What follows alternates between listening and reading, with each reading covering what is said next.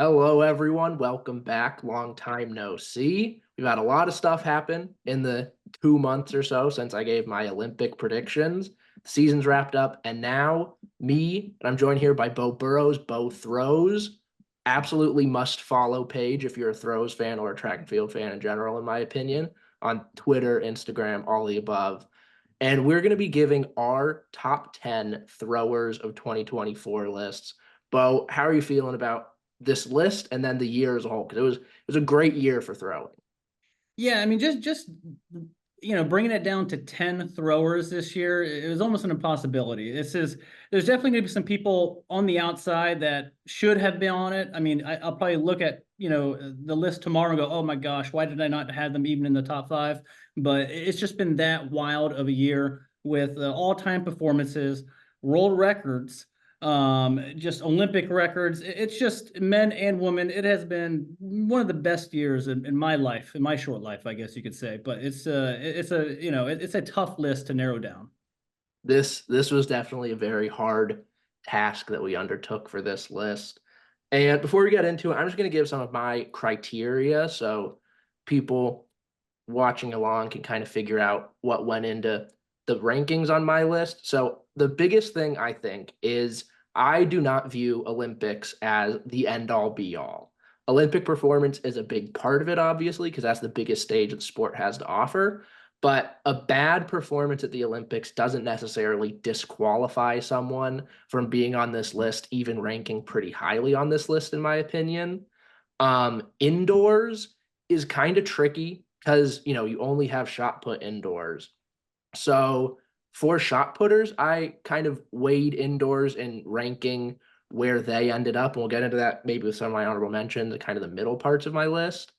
But it's hard to say, oh, because say, for example, this isn't necessarily what it has to do on my list, but say Sarah Mitten won world indoor gold, that makes her better than like Roger Stona, because he didn't win world indoor gold, but he can't because he throws discus. So it was kind of tricky there, but really the biggest point I think is Olympics are not the end all be all for me. Beau, do you have anything kind of in that vein to share before we get into it? I would say I agree with most of it. The Olympics is not the end all be all. However, it is the Olympics. It is what everybody, does talk about even outside of track. I remember Al Order, the great discus thrower said, this is the Olympics and this is, we die for it. I don't know if I would go that far, but the Olympics does, have some weight to it, as heavy as the gold that they win. But that you have to take the season as a whole, the totality of all their performances, the story behind it, where they have come from, where they've gone. I think there's a lot of universal attributes that should go into the resume for a thrower being in the top 10. But the Olympics does help. However, one bad day at the office shouldn't disqualify them, or one good day at the office shouldn't automatically put them on the list. So, but it is a big deal, but not the only deal. Yeah, well said. So before we get into the real list, because 10 was an impossible task, so we both have some honorable mentions. Beau, do you want to kick us off with your honorable mentions? Yeah, I wrote down a few. I think one person already, one Olympic champ, I do not have in the top 10 is Roger Stona. Not only an Olympic champion, but a guy who broke, the Olympic record. It's kind of funny, like Virgilius and Lankna had the Olympic record, and then for 20 years pretty much. And then Mikolas Alenkna broke his dad's record. And then 5 minutes later, Roger Stona goes and throws 70 meters on the dot. I think it was round five. Just completely shocks, it shocked me at least. Just, walks away with the gold, does the little Turkish, finger bang shooter, after he wins it. So he is in my honorable mention. He did throw the shot put indoors, like 2048 or so, SEC champion, I think, finished second to Tarek Hagen. But yeah, he is not in the top 10. Yeah, I've got Roger is a good honorable mention. Another Olympic champion that I don't have in my top 10, I think I know. Arshad Nadeem. Oh. He because so here was my thinking. I'm a little shocked with that. Okay. His peak is pretty much as high as anybody else's. I mean, 92, 97 to win Olympic gold, moving to sixth all time, Olympic record by 2.5 meters or something like that. Mm-hmm. He broke it twice, actually. He Yeah, got round he six, had he threw 91 meters that would have also surpassed two the old best throws in record. Olympic history, but he only competed twice. And it was just real. And his other competition at the Paris Diamond League, he finished fourth.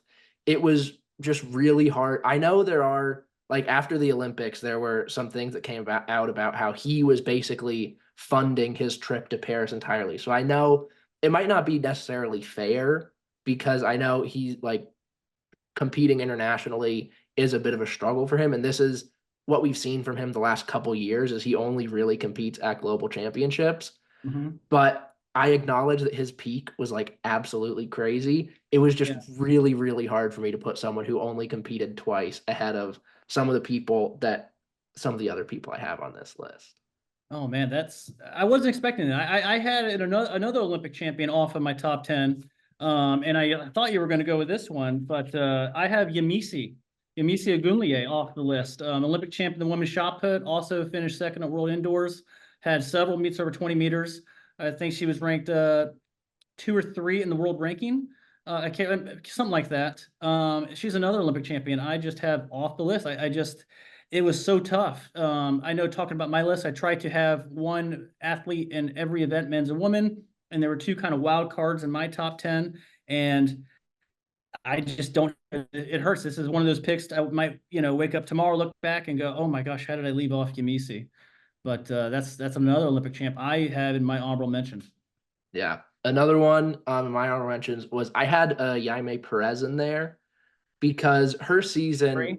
she wasn't able to compete at the Olympics because she's still Mhm. dealing with some issues from her defecting from Cuba 2 summers ago.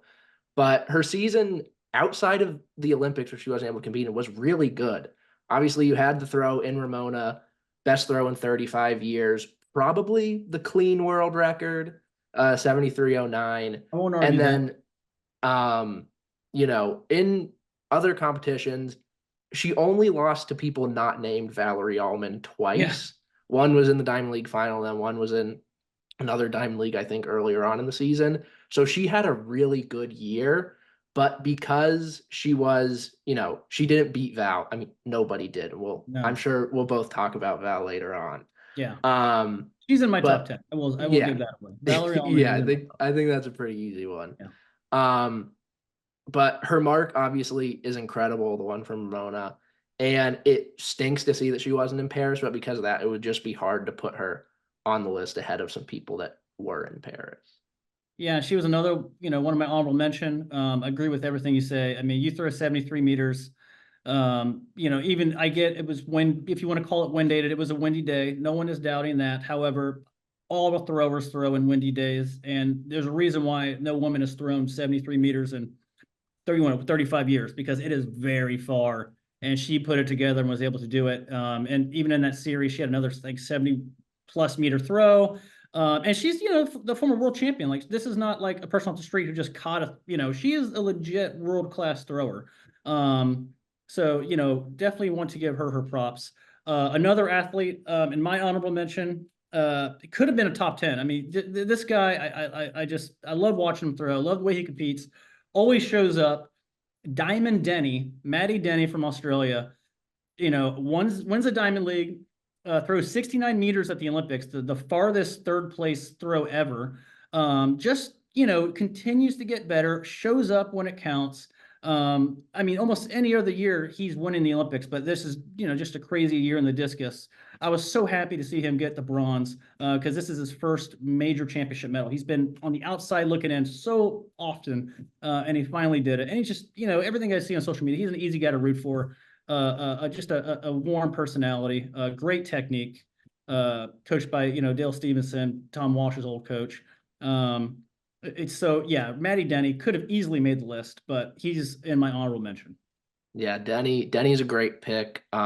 Especially, I work with Mitch Dyer at CITIUS MAG, and big Aussie guy. So when when Denny won the Diamond League in Brussels, he was Diamond just Denny. going absolutely crazy. It was hard to leave him off. Another one I had was Mihailo Kokon. Yeah. He had a really great year, 5 times over 80 meters, 5 of the top 13 marks. And, he's been coming to these global championships since 2019, I think, when he was like 18, I want to say, in Doha.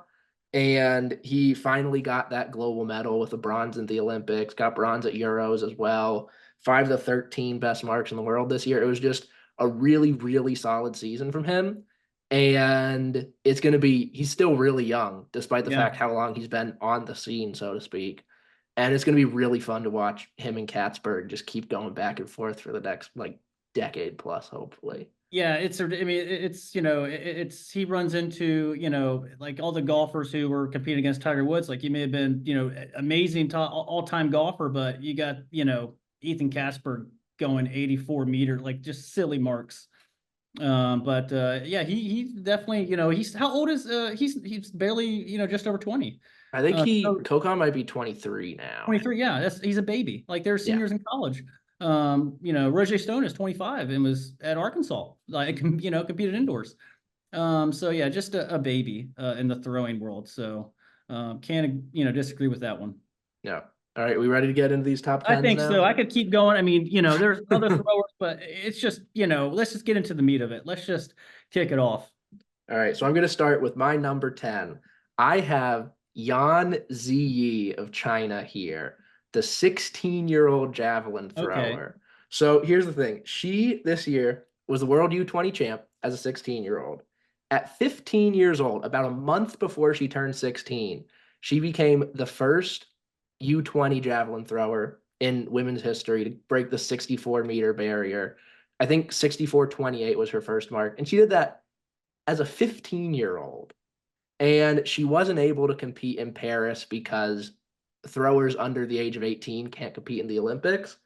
But she would have been, especially with how that Olympic javelin final kind of shook Yeah. out, where it only took like 63 mid to make it on the podium. She Mhm. could have been a legitimate medal contender at 16. She was the World U20 champ. Her season's best of 64.41, which she threw at her last meet of the year, ended up 9th on the world list, ahead of basically all women that made the Olympic final, or behind all women that made the Olympic final, pretty much. She is the only U20 woman over 64 meters ever, and she did it twice this year. She has 5 of the 10 best U20 marks in history. And I mean, she went 10-1 this year. She was just absolutely dominant. And I was like going back and forth about whether I should put a junior, a really real, still a youth thrower because Yeah, she's I still mean, U18. it's like intermediate girls in AAU, I think. Yeah, It's and she's absurd. Yeah. throwing Yeah. 64.41. So I part of it is because I just want to kind of get ahead of the train so I can be like, when she's You probably called it? like winning Yeah. Olympic titles in LA or something, I'd be like, I was here the first time she threw 64. So Yeah. part of that's why I just capturing this piece of history, but an absolutely historic season for Yanzi. Yeah, she makes Quincy Wilson look old. I mean, she's still just so, I mean, to be throwing those distances that young, I mean, that's a separate conversation too, leaving, young, talented athletes out of the Olympics due to age restriction. I'm not a big fan of it. I think if you're good enough, I think you should be able to compete, but, she wasn't able to compete. That's what it is. So, but, the talent that she did compete against, she dominated. And she is, I mean, yeah, she's going to be an all-time great, looks like, just from what we're seeing right now. Yeah. So, and my 10, I have 2 wild cards. I try to get one in every event. It's kind of crazy that he's this low. But I have Joe Kovacs. Joe Kovacs coming at number 10, world leader in the shot put, 23.13, seasonal best. It was a world lead for the whole year. Only thrower over 23 meters this year. Wins the Olympic silver on his final throw. He's medaled in every major competition since going back to 2015. I think that was in China. I remember waking up at like 3, 4 in the morning to catch that feed. I have some of these other, numbers. 7 comps over 22 meters. His top 5 meet average was 22.56, which is just kind of crazy. He hit those big throws early in the year. He, 22.90 something. Then he has 23 meters, I think, at Prefontaine. And it looked like he was going to be, the world record might actually go down again. But, for whatever reason, I don't know, everything about it. It just seemed like he wasn't able to kind of keep that rhythm, that connection between him and the ball. Despite, he had those massive bench presses that went viral on social, going 770, for a double, which, it's not human. It's like AI generated bench press. And the thing I also have to think about, he's 35 years old now, so going to LA, that'll put him at 39. But he's still throwing far. You do have some young guns coming up, but he's still like, world leader at 35 years old, with some of the best throwers in the world right now, best throwers ever right now. Yeah, I had him in my honorable mentions because as a shot putter, I know it probably was like a conscious choice that he didn't compete indoors, but all the people I had ahead of him did medal at World Indoors. That was kind of a leg up for them. And then it was just the way his season ended. It just wasn't that. I know it looked like he got hurt in the Diamond League final, but the couple of meets between Paris and Brussels, he won the first one. I think that was in Silesia, but then the next couple ones, he just didn't necessarily look like himself. And so he only beat Ryan once this year. I think he only beat Leo once, but granted, Leo didn't really compete at like Pre or LA or any of the other big ones in the Yeah. States. So that was one. It's a ridiculous season for him, especially considering his age and all the things that him and Ashley have had to go through with the twins the last like year or two. Mhm. But he did end up kind of just off my list in that honorable mentions list. Yeah, you throw 23 meters, I'm putting you in the top 10. I just have to do it. It's just, you're just gonna have to do it. Yeah. So, but yeah, incredible. So going to my ninth, I have another shot putter. This was another tough one. Another thing I go back to is, didn't have the best Olympics. Sarah Mitten. However, incredible year nonetheless. 16 competitions over 1950, Diamond League champ, world indoor champ, has perhaps a 21-meter foul at the Diamond League final, which, everyone's, what? 20, I think Val Adams is the last athlete to throw over 21 meters. I mean, these are some significant marks, where she has just been all year just putting together an incredible season.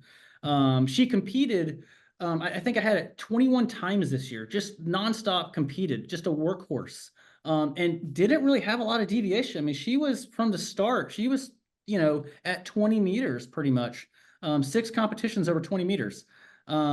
It's a shame at the Olympics. It was bad weather. It was a rainy day. That bad days happen. But even from that, she bounced back and she wins a Diamond League final. So props to her. I'm a huge fan of her. Not the biggest thrower, just outstanding technique, incredible competitor. And she, like I said, she's under 30. She's only 28. So I mean, the 21 meters may happen. Yeah, it was seeing Sarah in that Olympic final was one of the like harder parts of the Olympics, I guess, just because you knew she had so much in her and it just Yeah. sucked to see it end that way. At my 9, I have Haruka Kitaguchi from Mm-hmm. Japan, the Olympic javelin champion. She won the the world gold last year, came back, defended that global crown, became the first Olympic gold medalist in track and field for Japan in 20 years since Koji did in Yeah, I was 04. gonna say Koji. Yeah. And it wasn't as good as she was last year, at least marks wise, because last year she had a couple competitions over 67. Her season's best this year, I think it was in the Diamond League final. I think it was only quote unquote 66-13. Yeah, that's what I got. Yeah. Yeah. And so it was a really good season for her. She ended up going 7-2 and had three of the best 11 marks or three of the 11 best marks in the world this year, which in an event like the women's javelin, where it feels like we can see so much variation from meet to meet, like on the Diamond League, it feels like it's kind of a different person winning every time. But Haruka is always going to be up there in that like top 2, top 3 range, if not winning them. It takes 6 And throws, but she will find a way. yeah, and that's kind of my last point is that she just once again proved just how clutch she is. Mm. After she had that big win on the 6th round in Budapest, she got it done easy, stress-free a little bit in Paris. She hit a big season's best on the first throw. But then you get to that Diamond League final and her and Adriana Vlagos just going head to head. And then she comes out with her season's best on the last throw of the season. What she And does. yeah, it's just she has ice water in her veins, and that's why she ends up at my number 9 spot this year. I like it.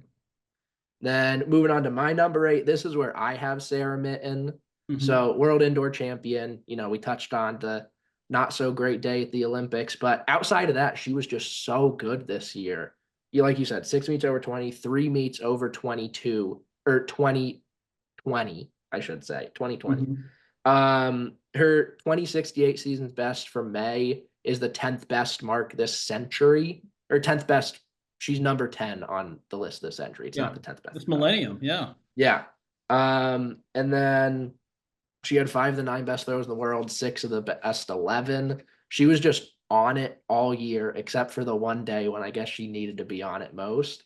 And then, Mhm. like you said, that foul in Brussels, what could have been? Yeah, I mean, like I said, I had her in there. I could have had her, move up on the higher on the list even. I mean, if she had, let's just assume, let's just say, hey, she wins the Olympic gold medal. I mean, what a year that would have been. But like you got to give, Yamisi and the other throwers who medaled, their props. They found a way in not ideal conditions, and sometimes that happens. You have a bad day, at the Olympics. Sometimes it's an all comers meet in high school. Sometimes it's the Olympic final. Everybody's been there. But the most important thing is she did bounce back and just continued her great season, going all the way to the Diamond League final and winning. I think that was her first Diamond League final. Mhm. With that, and just with a huge foul, showing everybody, hey, I'm still here. Yeah. One bad day is not going to stop me. Let's see. For my number 8, I have another. I feel like I'm all shot putters right now. I promise there'll be a break of shot putters after this. But this is he may have had the best start to finish season out of any male shot putter. It's the Italian Leonardo Fabri. I mean, I had to write all this stuff down because it was just an insane year this guy had. 2298 personal best to become the Diamond League champ. Defeats Ryan Krauser. And another thing, Ryan Krauser just, is running into just Goliath marks at these Diamond League meets, at the Diamond League final. He's, winning the other meets, but the Diamond League final, he's actually having a kind of hard time winning the past couple years. Yeah. I think Joe hit his big, massive 23.23. The other thing about he won silver at last year's 2023 World Championships with a PR. I think it was like 2230 something. And I think people are like, oh yeah, 2230, that's really good. And he comes out this year just throwing 75 feet. Like what? Like who I certainly thought he'd get better, but I mean just the consistent level at throwing 75-foot throws, 75-foot Yeah. bombs, like you just don't see this. I mean, that his mark right now is I think it's number 5 all time. I mean, that's ridiculous. He breaks Alessandro Andre's Italian record that was there forever. His top 5 meet average 2292, which that's just silly. I mean, finished 5th in the Olympics. He had a big foul, I think, as round 1, and then kind of the rain came, and he was slipping and sliding along with every other athlete. Had a tough Olympics. He's still pretty young. He's only 27. And looking forward to LA. The last time the Olympics were in LA, an Italian won the gold medal, Alessandro Andre. So will we see another Italian come out gold at the LA Games? We'll see. Where's Ryan Crowder still going to be there at 36? I mean, he probably will. Yeah. He probably will. Yeah. The fact that Budapest last year was his first time breaking 22, and now he's at the precipice of 23. It's been a crazy 13 or 14 months from him, and it's going to be so fun to see what he can kind of keep going from here. Yeah, it's also going to be fun to see his teammate Zane Weir get healthy again. Have him throwing over 22 again. I mean, that little group they have in Italy with with Paolo, they're kind of revolutionizing a lot of the technique, that's used in the men's shot put. You even saw, Ryan Krauser kind of doing a little Fabrice sweep out of the back, putting his right foot back. I know, Tom Walsh has kind of done that before with success, but just seeing the way the Italians do it is a little different with the kind of the upright stance and the right leg, and it's just really cool to see how they're doing it. Not just that they're doing it and what they're doing, but how they're doing it with just superb technical mastery. So just really fun to see this group of shot putters, going to LA. And like I said, will we see another Italian come out with gold? My number 7, you already touched on this athlete. I have Haruka Kitaguchi. Again, I think without repeating everything you said, she's ranked number one. She's only 26 too. I kind of forgot how young she is. She's not that old. Yeah. She's only 26. Just always a tight field in the women's javelin, but you always see her just come out on top or right at the top. She just gets it done.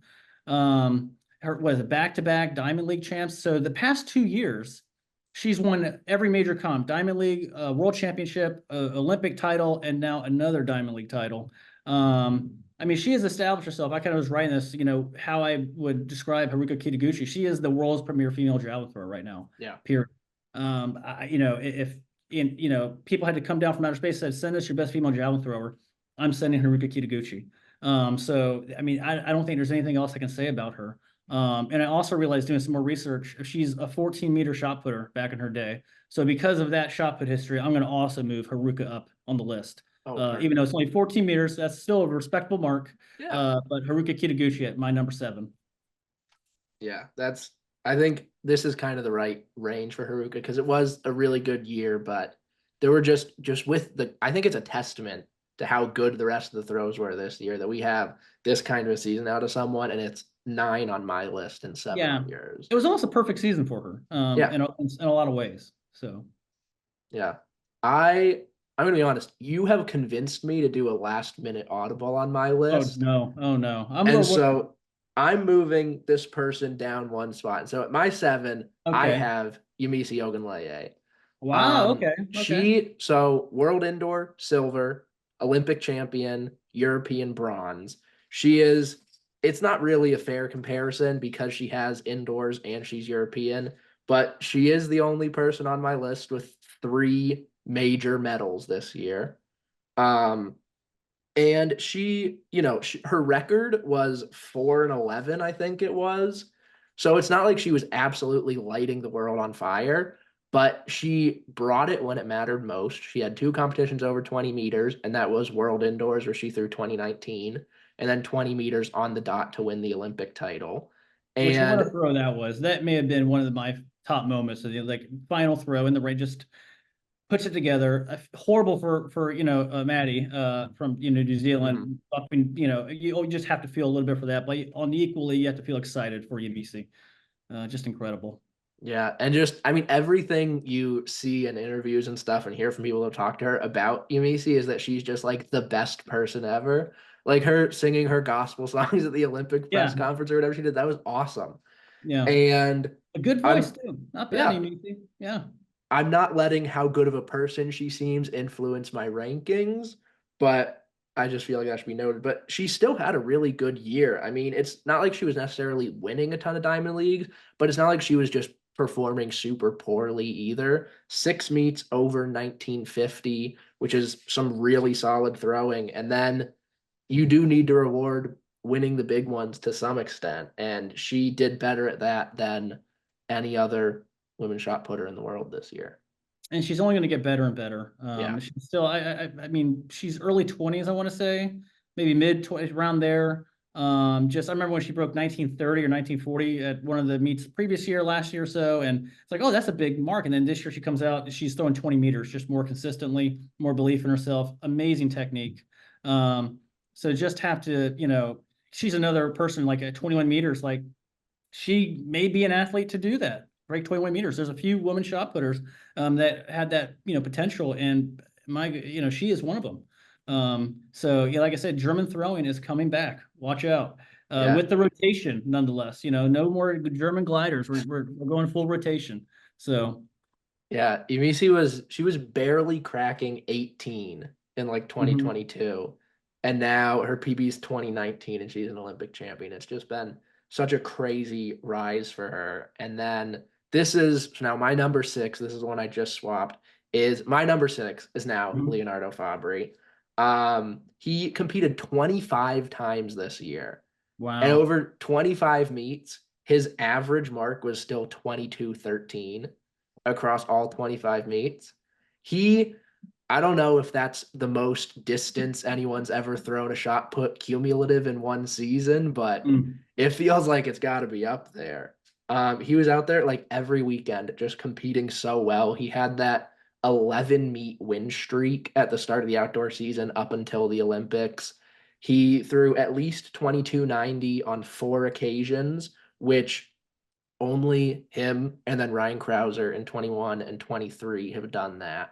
So it's just, and he's already third behind Krauser and Kovacs on the career 2290-meter throws That's list. obscene. I didn't know that. And it's just like you said, he's still pretty. I mean, he's 27, but in shot put terms, that's still pretty Yeah. young. And just looking at the improvement he's seen, like I think Ryan was like 28 maybe the first time he threw 23. So he's still Yeah. got room to improve. And it's going to be very fun to watch, especially if he now has a little chip on his shoulder from not medaling in Paris. Like it's going to be really fun to keep an eye on Leo Fabry the next couple of years. Yeah. Another, going back to Sarah Mitten, how, had a bad day at the Olympics, but comes out, doesn't let that define her season. Leo, the same way, has a bad day at the office, the Olympics, that, doesn't get it done like, a lot of people thought. I'm sure his expectations were higher, but comes out in the Diamond League, throws 2298, beats Ryan, just, asserts, okay, I'm not going anywhere. So, I mean, Leo, I could have had higher as well. I'm not going to argue with that. I know, before I go to my number 6, another thing about Yamisi, just one more kind of cherry on top is she is the first, I'm pretty sure she's the first woman rotator to win an Olympic gold in the shot. She's the first rotator for the woman. Yeah. But I'm going to go ahead to my number 6. You left this guy off. But when you throw 92, 97 in the Olympics, you're going to get on my top 10, and he's at number 6. Just, like kind of, like the Puxatawny Phil of this, track and field. Comes out once a year, does his job, bam, sets an Olympic record. I'm out. See you guys. This is like, people, criticize, Sydney McLaughlin-Levrone for like, oh, she doesn't compete that often. Like, she looks like a workhorse next to Arshad Nadeem. I mean, Arshad Nadeem the past 2 years has only competed 3 times. He competed at the World Championships. Last year, he only competed 1 time at the World Championship. Shows up, gets silver to Niraj. And then comes out this year, does a little meet in July, comes in third, throws 84 meters, and then, shows up at the Olympics and just, I'm going to throw 90, almost 93 meters pretty much. Just steals the show, just runs away with it, throws another 91-meter throw that would have exceeded the old Olympic record. And, he doesn't compete often, there's some things, dealing with injuries, dealing with funding is obviously a big thing. It looked like after he won this gold medal, it was great to see that he comes back to Pakistan and they, reward him with all these gifts. So I think his father-in-law gave him like a cow or something, which I guess it was like a cow or a bison. Yeah. I live in Manhattan. I wouldn't really appreciate that type of gift, but I guess, over there it might be, something. But he comes out, like I said, 93, 92, 97. And he's only 27 still. He's another guy. He's not that old. And the javelin has a lot of guys in that age that, 25 to 27. The Raj is there. Anderson Peters is there. You also have, Max Vetter, the German 19 or 20-year-old, that was like 90 meters. He was, up there this year. But yeah, just I have to put him there. Just incredible. Also really cool to see the javelin and the men's side. You have, Pakistan, you have India, you have, these countries that traditionally don't really do a lot in track and field, and they're just bringing home hardware in the javelin. So I know some people have speculated, these kind of cricket throwers have a good, motion with the javelin, but you also have huge talent pools. India has 1.4 billion people. Pakistan has 230 million people. So just really cool to see. Yeah, like Arshad, that was one of the ones I was going back and forth with the most because I'm like, like I said, his peak was almost as high as anybody else's. But it was really hard for me to kind of justify him only competing twice. Hopefully, now that he has Olympic champion on his resume, hopefully, like some of the Diamond Leagues, like those appearance fees will start going up. Maybe they'll work to get him into those Diamond Leagues. So we can see the 6th best javelin thrower in history compete more than twice or once a year. But yeah, I don't have any issues with you having him number 6 on your list. It's just that was not the route I opted for, I guess. I understand. Hey, you got to leave some people off, but he is my number six. I'm gonna go to my number five. I mean, you can look at it now, and I'm like, oh my gosh, I have this person at five. I almost want to change it, but I'm just gonna roll with it. I'm kind of regretting it already. Like, oh man, this is way too. He should be much higher. And this is my goodness, the 22-year-old Lithuanian phenom, Miklas Alenkna. Just crazy that I even have him at five. I'm kind of regretting it really big time right now. But I mean, what can we say? 74-35 breaks a 37-year-old world record by Jürgen Schultz. Goes to the Olympics. I know, it was almost, some people were almost like disappointed that he didn't win the Olympics, but he threw 69-97. I mean, literally only one Olympic effort in the history of the Olympics could have beaten him that day. And it happened that same day. I don't know what else you're going to say. Like, you have to give Roger Stone credit. Like, he put together a beautiful throw when it mattered the most of 70 meters on the dot. Just also a great number, 70.00 meters. That's a great PR to have. I might just retire if I ever did that at the Olympics. But regardless, he throws, the second best Olympic throw ever. He wins silver in the strongest Olympic discus competition ever. His top five meeting average, just looking at some of these numbers, it's insane. 71.51, five competitions over 70 meters. I mean, he's only 22. He's a baby. I mean, discus throwers are not, at this age, are not supposed to be throwing 74 meters. I think a lot of people maybe thought, when he threw 70 meters, at Cal and, at 20, I don't know, what was he, 20? He might break the world record, but, I wasn't thinking just 2 years later, just goes out and, throws 74-35.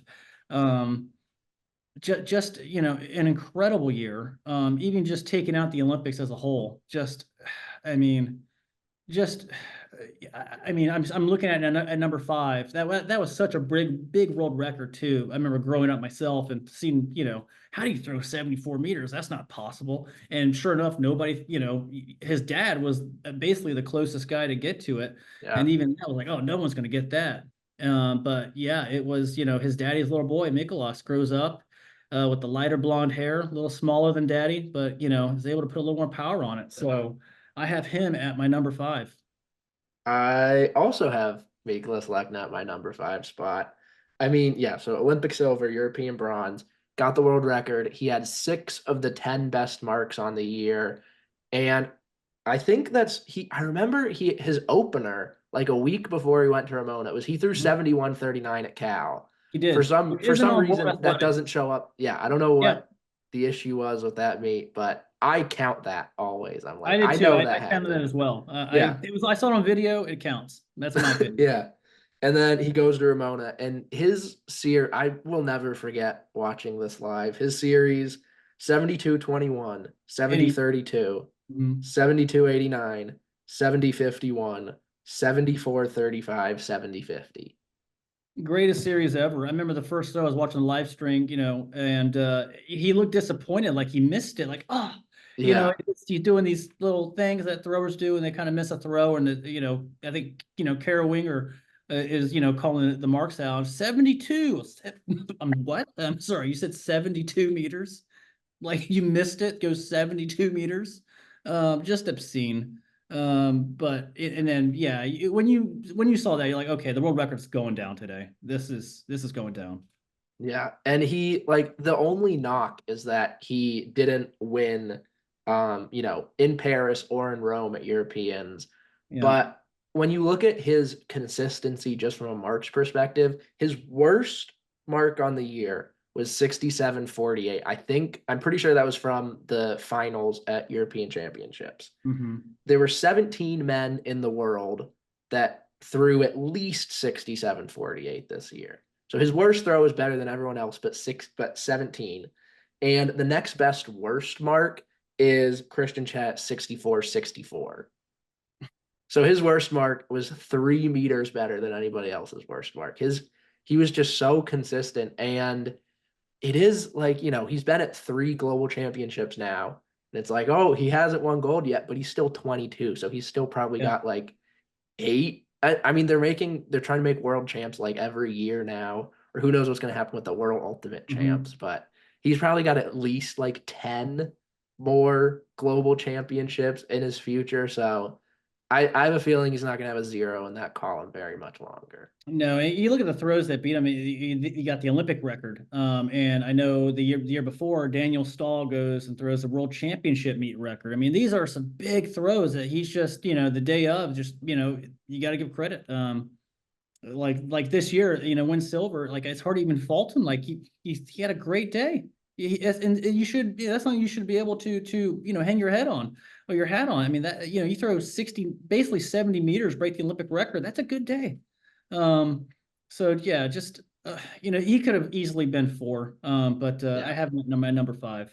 Yeah. And then 2022, Christian threw the world championship record then Yeah, to also beat Vigla. So he, took silver to the championship record in 22, bronze to the championship record in 23, and then silver to the Olympic record in 24. So it's kind of like Krauser at the Diamond League final, where it's a it's gonna happen. historically good mark gets him every time. But that can't happen forever. Surely No, it can't happen it's going to forever. happen eventually, and he seems like a great dude.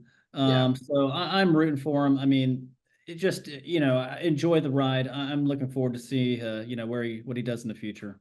Yeah. Moving on to my number four, I have Cameron Rogers, who, like Haruka Kitaguchi, won the world title last year, wins the Olympic title this year. Another hammer sweep for Canada between her and Ethan Katzberg.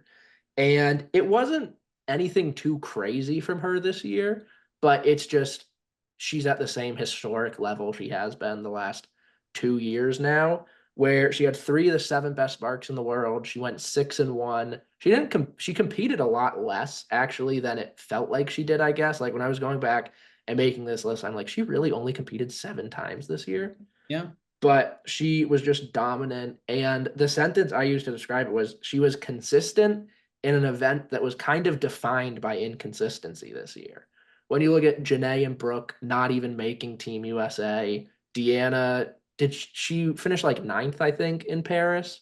So she didn't yeah, make the top eight, get those last three throws. So it was an event where a lot of the top women kind of faltered, but Cameron never did. She just maintained her same historically great pace. And she didn't even PB, but because the women's hammer is an event that like historically is, pretty young and the top like all-time list is so dominated by like recent throwers. She's still throwing historically far marks, but they're just not even her PB. So it's just kind of we need to make sure we kind of reset expectations for her to be where she's already one of the greatest of all time. She doesn't need to be setting a PB every meet to like keep proving that. yeah. No, I mean, I'll just go right to it. She's also my number four. You go from Cal athlete to Cal athlete with Cameron Rogers. And I feel like even though she won the Olympics this year, it wasn't like the biggest mark, but I feel like she's the type of athlete. Like let's say some other athlete in the field goes 79 meters. I feel she's this type of athlete. She's going to throw 79.01. She'll do whatever that is to respond. She just always responds. Even going back to Cal at the NCAA championships, where I think she threw like 78 meters or something like that. The NCAA championships sets the collegiate record. She just always comes through. She is an absolute beast of a competitor. She had to come from behind at the Olympics this year. And she does it. She has ice water in her veins. She's got, you have like, people in, the talking heads on ESPN or whatever, the clutch gene. And I hate, when people say that sometimes, but man, she really does have that clutch gene. She just will, whatever she needs to do that day to win, she will do it. And, Yeah. you look at, she's only 25 and she's already a world and Olympic champion. And she got silver at the previous worlds, to Brooke Anderson. I just, hope next year, we get to see, Brooke, because I think Brooke had the world lead this year in the Mhm. hammer, but, doesn't, get through at the Olympic trials. In the previous world, she doesn't have a great meet there. So just hoping, I want to see those two lock horns in the Olympic final and just see, someone put a big mark out there and force the other one to respond. That's kind of my hope going forward. But yeah, I feel like, Cameron, whether it's 77 or 76, like she just wins. She just finds a way to win. So just an amazing competitor. Like I said, only 25 years old. So strong in the weight room. I mean, some of the marks, the videos they put out, her, hang cleaning 140 kilos for reps. Like, oh my, that's like, that's just silly. Um, so, I have her at my number 4 as well. There's a cool video I saw. It was on YouTube. It was kind of behind the scenes at the Olympics with the hammer throwers in the ring. They were kind of the day before. I think it was a Throws University video. And when Cameron got into the ring to do her drills, I mean, obviously it was just smooth as butter, just amazing footwork. But all the other athletes just, you could tell them they all kind of were like checking it, like, okay, what's they were all like, she kind of, everybody kind of knows when the alpha kind of comes into the room, when the top dog shows up, and everybody was kind of eyeballing, from the corner, just kind of peeking over to see what she's doing in the ring. I mean, she's that girl. She's her. So she's only 25. She's not going anywhere. We're in the top 3 now. So this is really when the heavy hitters starting to come out. This is kind of crazy that he's my 3rd. I mean, all-time best shot putter, hands down, Ryan Krauser. Just going to start from there. 3rd straight Olympic gold, dealing with elbow issues, has a procedure on his ulnar nerve, basically your funny bone. So that sounds painful. Ouch. He did that, I think, at the World Indoors, where, he decides to compete at the World Indoor Championships. I don't think he's ever really competed or won that title, goes out and wins that title. In the process, I think he hurt himself at that meet. Then has to take a long rest and recovery after that meet, shows up at the Olympic trials. And I remember thinking, oh, I'm actually nervous. Like, I don't know what I'm going to see. Is he going to throw 21 meters? Is he going to, what's going to happen? And Ryan Krauser, being Ryan Krauser, just comes out, dominates the Olympic trials. And then he goes in the Olympics, and then he throws I have so many numbers here for him. It's hard to keep track.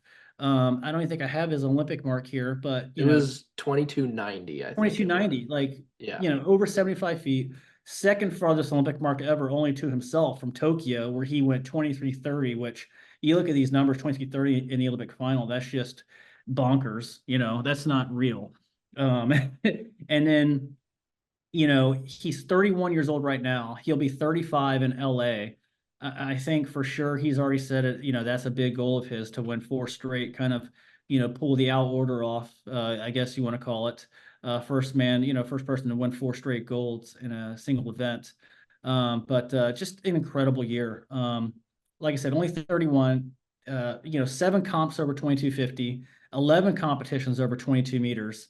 And after the Olympics, it looked like he was just kind of playing around a little bit, almost like, throwing 2266 in the pouring rain at the Zurich Diamond League, changes his technique up even a little bit more. So he's doing more of like a Febreze entrance in the back of the ring. And even looked pretty good doing that. It was kind of scary. I mean, just, Ryan Krauser doing Ryan Krauser things. I don't know what else you can really say. Yeah. Crowder's my 3 too, which makes me think that we have the exact same top 5. Yeah. Oh gosh. So Yeah. Olympic gold, world indoor gold.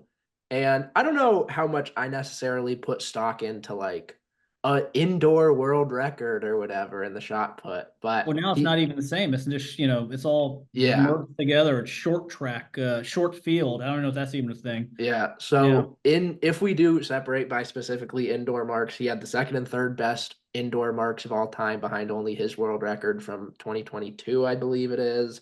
Mm-hmm. He had 7 of the 14 best marks in the world, despite only competing 11 times.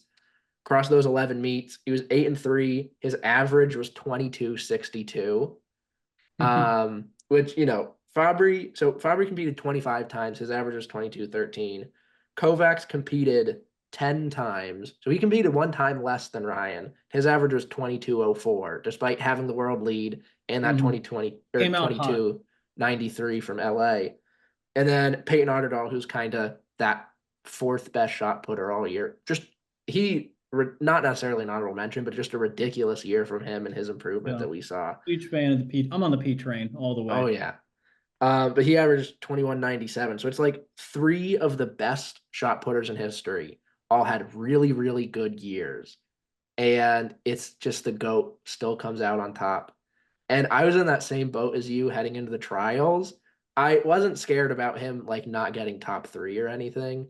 But I was, especially the way Joe threw earlier in the season, I was like, yeah, I think Ryan's gonna have a good showing, like maybe like low 22s maybe. But I was like, Joe's probably gonna go like 23 something. And especially But he because did, I yeah. obviously I didn't know this until after, but when I talked to Ryan last month, he said he wasn't able to throw like back-to-back days until the week before trials, and like 2 weeks before trials, he had hard throws that were like barely hitting 20 meters, Oh my and he goodness. still came out and won the US title at 22.84. So he's just gonna do whatever he feels like when the moment requires it, because he just is the GOAT.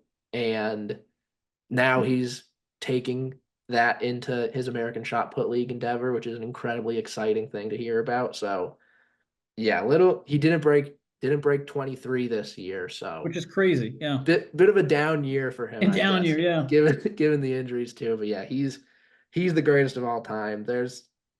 He's proving that in the greatest era in shot put history right now, and he's untouchable in that event. Yeah, he just doesn't have bad major championships. It wasn't, I was looking back. I mean, really, the only dud he's had at a major championship was the 2017 World Championships, where I think he came in fifth or sixth, had a weird, had a good year, but going into it, just, that was a year Tom Walsh won and threw like 21 meters, just struggled that day, just couldn't put it together. That was since 2017, since that meet. He just every major championship, he's, yeah, Joe won in 2019, but he still went 75 that meet. Yeah, I mean, he just comes through, he just shows up. And same thing this year. You get a rainy day, not the best conditions, just gets it done early, puts it away, skips his last throw, says, nope, I don't need it. I got it all wrapped up. So just, just a mentally tough competitor. yeah. And then another for my number two, another untouchable athlete this year, Valerie Allman, Mm. 11-0, undefeated, perfect season, Olympic champion. She had 7 of the 10 best marks this year, 2 times over 70 meters, which isn't as much as she's had in the last couple years, but it felt like her consistency was just kind of at another level. And it's not like performing bad was the issue she had in Eugene at World Champs and then in Budapest. It was just Loggy and then Binfeng in 2022 had the best days of their lives. But she just wrapped the Olympics up, put a nice little bow on it really early, and then just was pretty comfortable most of the way. And it was good to see because I felt kind of bad for her the last 2 years. As bad as you can feel for someone who's already an Olympic champion, Yeah. like she deserves that world title. So I'm sure she'll get that next year. But yeah, her worst mark was kind of the same thing with Mikolas. Her worst mark was 67.17, which would have been tied for the seventh best mark in the world this year if she didn't if her that was her best mark. And then all 11 of her marks from competition are inside the top 29 in the world this year. So Yeah. she did not have a bad meet. She really hasn't had a bad meet in a long time. Like I feel No, like she probably has like a 20-25 meet streak of throwing at least like 65 or something. I haven't, gone and, to even look that up, but yeah, I can't. Yeah, maybe when she was in high school, she had a bad, no, but yeah, but she's not been on one of the best runs of the female discus thrower in my lifetime, or Yeah. even a thrower of any event in my lifetime. Just a medaling, just high level of elite throwing. I just hope she goes out to Ramona next year and can get a I know everybody's 73, saying that she 74. throws such a smooth discus too. Like there was no wobble when she throws a discus at all. I mean, she would be able to fly it so well. So I guess I'll go to my number two. This is actually where we mix up a little bit. I have Ethan Kasberg as my number two, which obviously kind of gives away my number one. But yeah, I have my Ethan Kasberg. I mean, this was obviously very tough. These are two all-time years from both of them. I'll get to why, I don't have Ethan at number one, but he can clearly be number one. I mean, let's just go. I mean, 84.38 meter PR, number 9 all time. I mean, the marks he's doing right now are marks we have not seen somebody has done until a previous era that may or may not have been influenced by, some other substances, or, you could kind of read between the lines, rocket sauce. But I mean, 2 meets over 84 meters, 9 meets over 80 meters. Also I have, the best hair in the throwing world right now. Amazing hair. Let's just, I mean, him and Rowan are just going back and forth for that title, I think. yeah. Team Canada was like, not only are we going to be a great at what we do in the hammer, but we're going to have great salad on top. So, amazing hair from Ethan, and a great mustache. Let's not, leave out the stash. Only 22 years old, which, again, these are events that, take years and years of repetition to get down, and you just maturity of just muscle memory and just, kind of just being a man. And here he is at 22. He's a world champ, dominates the world champs last year, dominates the Olympic champs. Like, I think one thing when I was watching all the Olympic events, even more than anybody, even when Val hit her big mark, going into the final throw, I'm like, oh, maybe what person might catch something, or even Ryan Krauser, maybe not him as much when the rain happened, but I was like, oh, maybe Joe might catch something. When Ethan, hit that 84, it was like, that's done. Like, this competition is over. Like, no one is throwing 84 meters today. It's just done. I could turn off the TV, he could walk out of the stadium, it's over. And that's basically what happened. Unfortunately, there's no Diamond League, kind of to compare. That's the thing that really stinks. I really hope they get the hammer in the Diamond League, but because it's like, other athletes may have a Diamond League title, Ethan doesn't, because there's no Diamond League hammer final. So, I mean, just another thing, his winning margin was over 4 meters, the largest, I mean, since 1920. I see maybe farther back. Wins the Olympics by 4 meters. That's just crazy. That's stuff you see those margins of distance at, like, conference championships sometimes in college, not at the Olympic final. Just absolutely nuts. It's also great to see Ethan with the whole, Dylan Armstrong to Bondarchuk, connection, that kind of coaching tree. A lot of people remember Dylan Armstrong, his coach, as a shot putter, but he was also a great hammer thrower. He was recruited to Texas as a hammer thrower, before he went to the shot put. So it's just the way they've developed Ethan. I mean, it's just been perfection.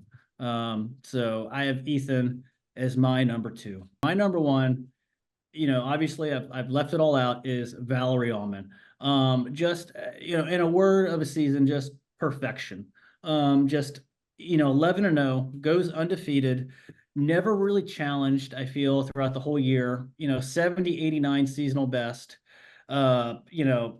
Let's see, she won her 6th national championship. I think she won the U.S. Olympic trials by, like, it was almost like 10 meters. It was just like silly. It was like a high school meet where you have like a good thrower and everybody else. No offense to the other throw, a Jada and Veronica that, made the team. But I mean, Valerie Allman's she's in a different planet. She's in a different galaxy. Wins another Diamond League title. And I feel with Valerie, I have her as my number 1. Just not just her season being perfection, but another reason it's perfect is, what she's had to come from the past couple years, like you explained. She wins her Olympic title in Tokyo. Next year, 2022 world champs in Eugene. Bin Feng hits a 3-meter PR to just kind of shock the competition. And you go, okay, she didn't get it this year, but there's another one next year.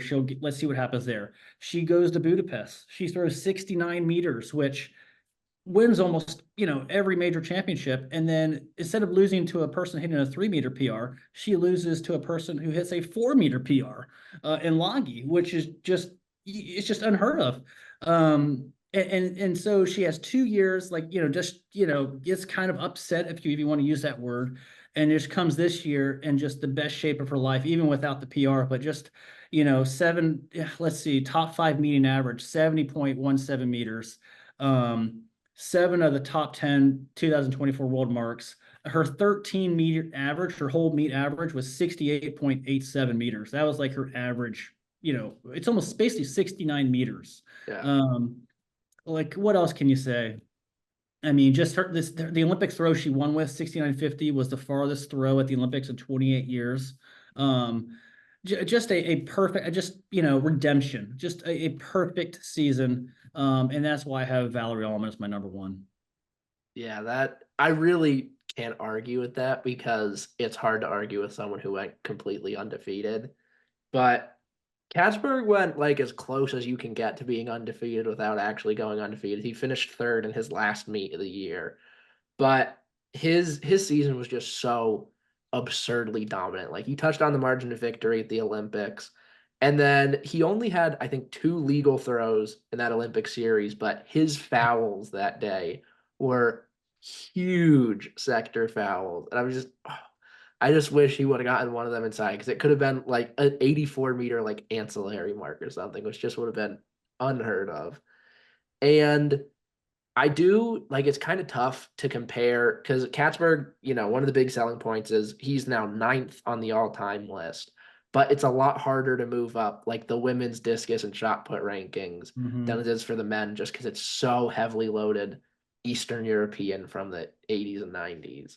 So that is kind of a thing I was going back and forth with, but Katzberg, the five best marks of the year, like you said, 9 times over 80. Um, and when I was like doing this, I kind of coined a term for it. It's cat stats for just Cat stat. absurd statistics about how good Ethan Katzberg is. His best ancillary marks this year. So these weren't his best marks in the competition. 83-26, 82-28, 82-06, 81-81, 81-79, 81-50. His series at the Kipkano Classic, which was where he threw 84-38, he had a foul. His worst throw of the five legal ones was 81-50. Stupid. His average mark on the season was 81-09, which was only bettered by two men on the year. One was Kokon, and then one was a Russian guy. So does he even really count right now? And then his kind of the same thing I did with Mikolas and Val, where his worst performance would have been the 13th best man in the world this year. And then this is maybe my favorite one, is he broke 84 meters for the first time about a month after his 22nd birthday. There are 9 other men in history that have broken 84 meters. And the next youngest to have done that was Sergei Who is it? Litvinov when he became the first man to break 84 meters. And he was, I think, like almost 26. So he Yeah, was 25. Katzberg was barely 22. So he is on a trajectory that we've never seen before.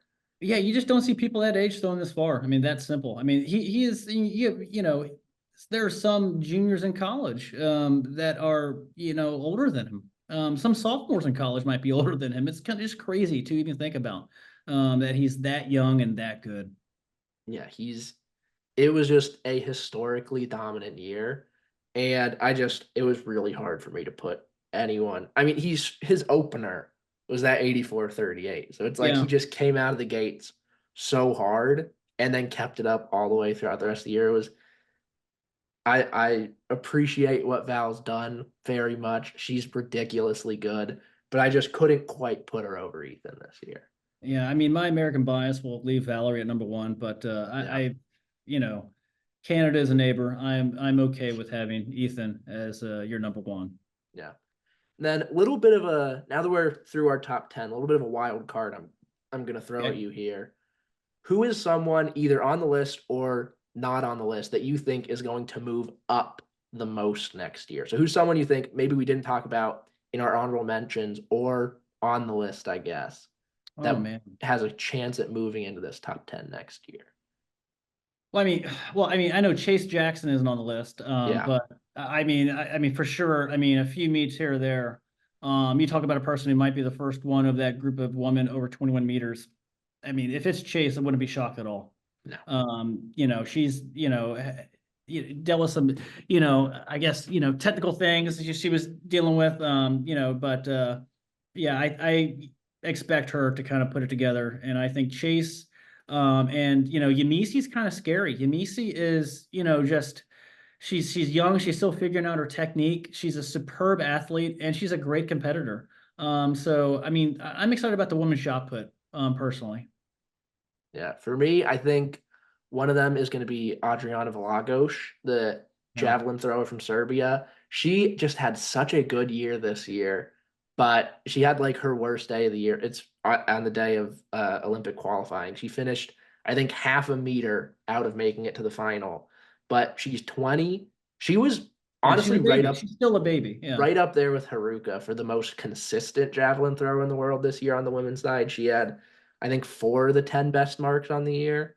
So she's someone that definitely, with another year under her belt, I think, and I don't know how big of the like chip on the shoulder thing actually is when people don't necessarily compete that well at the major championships, but if she does have some sort of chip on her shoulder from barely missing that final, she's going to be a problem next year in Tokyo. And her versus Haruka on Haruka's home turf next year, that's going to That's be a awesome good to point. It watch. is going to be on Haruka's home turf. That's right. Didn't even think about that. Yeah. All right. Well, I think we got some pretty solid top 10 lists. Yeah. A lot of similarities, couple differences. I think mostly our differences are kind of based on criteria, but I think I'm pretty happy with how this turned out. Yeah, I mean, it's hard to, going through the list. If I were to change anything, it's really hard. Maybe I put Yamisi in there. Maybe I move Miklas up. I mean, I almost put Matty Denny in there. He had an incredible year. It's just you have to leave some people off. You have to, move some people up. So I'm gonna have to just stick with what I have. Was a little biased in the men's shot put. Yes, I agree. I had 3 men's shot putters in my top 10. But yeah, I still with Valerie Allman, just her season. I feel pretty comfortable leaving her up there as my number one. I don't even know if that's really that biased towards the men's shot put because they It's are 3 of the 5 best in history. it's absurd, yeah. And so it's like they just are that good that they warrant 3 spots on this list out of the, if you go by gender, of the 8 events, that one event warrants 3 of the top 10. Like, Yeah, it's a great period to be a men's shot put fan. yeah. But even still, I was trying to be a little fair to all the other events, but that's just where the cards and the chips fell. All right, Beau, thank you for taking some time to talk to me about this. This was a fun little breakdown with you. Where can the people find you? Yeah, so just find me on Instagram, YouTube, Twitter, just Beau throws. I'll probably post some throwing related stuff, everything within the kind of the throws galaxy, and yeah, just follow, subscribe, like, thumbs up, whatever. So I really enjoyed just talking with you, Paul, just about all the great efforts this year in the throwing world. And I'm looking forward to next year and having Tokyo be the site of the World Championships and to see what other records may fall. Yeah, next year is going to be a big one. For me, that's all I've got for you guys. Please follow the Twitter at PHoffMahoney, Instagram at PollyThrows, and that's all. I will see you guys next time.